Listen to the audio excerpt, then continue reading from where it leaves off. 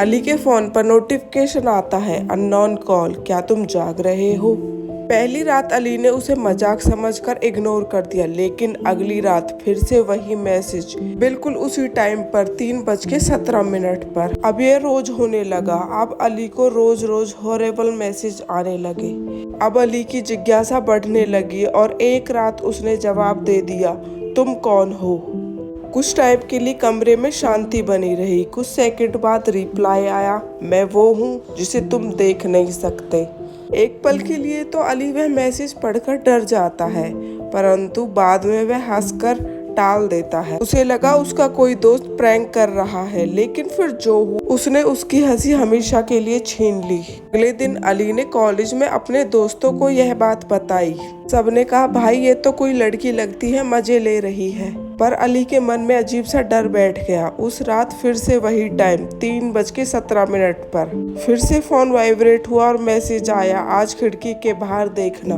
Message को पढ़ते ही अली का दिल जोर जोर से धड़कने लगता है। वो धीरे धीरे खिड़की की तरफ बढ़ने लगता है। जैसे ही उसने बाहर देखा उसका खून जम गया और वह पीछे की तरफ हट गया।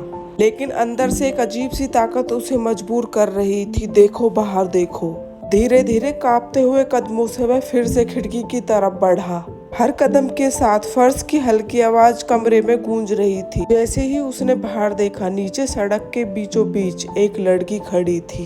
सड़क पर स्ट्रीट लाइट की पीली रोशनी फैल रही थी और उसी रोशनी में वो लड़की, सफेद कपड़े जो हवा में हल्के हल्के हिल रहे थे, लंबे बिखरे बाल जो उसके चेहरे को पूरी तरीके से ढक रहे थे। बस वह खड़ी थी, किसी का इंतजार कर रही थी। अली ने घबराकर फोन उठाया और टाइपिंग किया, तुम नीचे क्या कर रही हो। कुछ सेकंड बाद मैसेज आता है, तुमने ही तो मुझे बुलाया था। अली के हाथ कांप रहे थे। उसने टाइप किया, मैंने कब बुलाया। फिर मैसेज आता है, तुम भूल गए लेकिन मैं नहीं। अली ने डरते हुए खिड़की की तरफ देखा। इस बार लड़की पहली वाली जगह पर नहीं थी।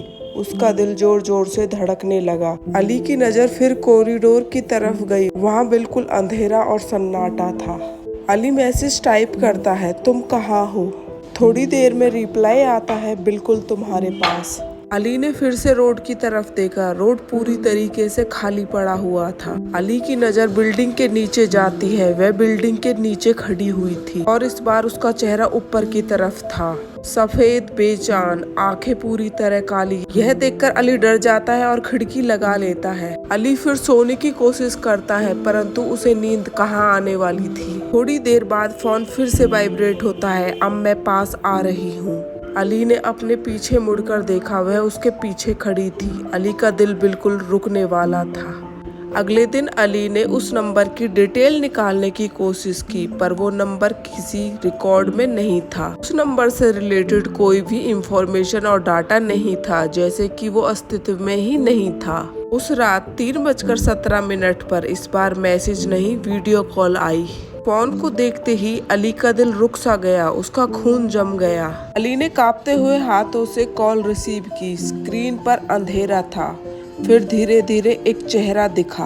अली डर के मारे पीछे हट गया। उसने तुरंत नीचे की तरफ देखा। वह लड़की नीचे ही खड़ी थी। सफेद कपड़े, लंबे बाल और चेहरा साफ दिखाई नहीं दे रहा था। स्क्रीन पर भी अंधेरा था, परंतु धीरे धीरे एक चेहरा दिखा। वह लड़की, लेकिन इस बार उसका चेहरा साफ नहीं था। वह रो रही थी। वह बोली, मुझे बचा लो। अली घबरा गया। अली ने कहा, किससे। लड़की ने धीरे से कहा, तुझसे।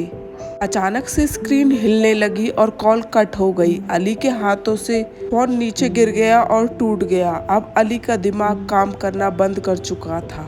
सांस लेना भी उसके लिए अब मुश्किल हो गया था। अली सीधे घर आता है। सभी चीजें उसके दिमाग में चल रही थी। वह सारी चीजें सोचने लगता है, सारी कड़ियों को जोड़ने लगता है और कांपते हुए हाथों से वह डायरी उठाता है और सभी मैसेज को खोलने लगता है। स्क्रीन पर एक के बाद एक मैसेज चमकने लगा। 3:15, 3:15, 3:15। हर दिन, हर रात, ठीक उसी समय पर। अली की आंखें फैल गई। ये कोई इत्तेफाक नहीं है, ये याद दिलाने वाला वक्त है। और तभी उसे वो याद आया जो उसने 2 साल से अपने अंदर दबा कर रखा था। अचानक उसके दिमाग में एक पुरानी आवाज गूंजी, टायरों की चीख, ब्रेक की तेज आवाज और किसी के गिरने का थपाक। अली ने अपनी आंखें कसकर बंद कर ली और तभी उसे वो याद आया जो उसने 2 साल से अपने अंदर दबा कर रखा था। धीरे धीरे वह बाहर आने लगता है। कार चला रहा था, तेज म्यूजिक, हाथों में फोन और चेहरे पर बेफिक्री। तभी सड़क के दूसरी तरफ एक लड़की भागती हुई आई। सफेद ड्रेस पहनी हुई थी। सड़क पर पानी उछला परंतु बहुत देर हो चुकी थी। एक पल, बस एक पल और सब खत्म। लड़की हवा में उछली और जमीन पर गिर पड़ी। 3:17 फोन फिर वाइब्रेट हुआ। अब तुम्हें याद आ गया? अली की आंखों से आंसू निकल पड़े। मुझे माफ कर दो। कुछ सेकंड बाद मैसेज आता है, अब बहुत देर हो चुकी है। अचानक कमरे की लाइट बंद हो गई। अली वहां से भागने लगता है। वह लड़की धीरे धीरे उसका पीछा करने लगती है। अली डर से कांप रहा था। तुम क्या चाहती हो? लड़की ने उसकी आंखों में देखते हुए कहा, जो तुमने मुझसे छीना है। अगले दिन लोगों ने सुना अली अपने कमरे में मृतक पाया गया। उसके फोन पर आखिरी मैसेज था 3:17, अब तुम भी मेरे साथ हो। आप लोगों को मेरी ये हॉरर स्टोरी कैसी लगी? अगर अच्छी लगी हो तो मेरे चैनल को सब्सक्राइब करें, लाइक करें और कमेंट में बताएं।